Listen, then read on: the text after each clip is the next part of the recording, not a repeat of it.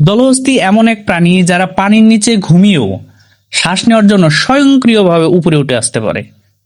জলহস্তী যখন পানিতে বিশ্রাম নেয় তখন তাদের মস্তিষ্কের ব্রেনস্টর্ম অংশে রক্তে কার্বন ডাই অক্সাইডের মাত্রা পর্যবেক্ষণ করে। শ্বাস নেওয়ার প্রয়োজন হলে শরীর নিচ থেকেই উপরে ভেসে ওঠে। তখন তারা দ্রুত শ্বাস নেয় এবং আবার পানির নিচে নেমে যায়। আশ্চর্যের বিষয় হলো এই পুরো প্রক্রিয়ায় তাদের পুরোপুরি জেগে উঠতে হয় না।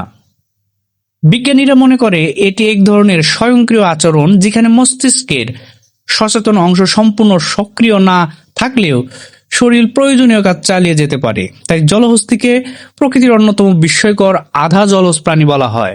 তো এই তথ্যটি আপনার কাছে কেমন ইন্টারেস্টিং মনে হয়েছে সেটি কিন্তু অবশ্যই আমাদেরকে কমেন্ট সেকশনে জানিয়ে যেতে হবে।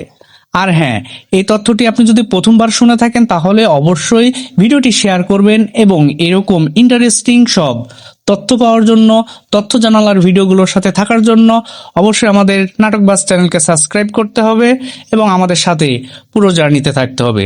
ধন্যবাদ এতক্ষণ সময় দিয়ে ভিডিওটি দেখার জন্য।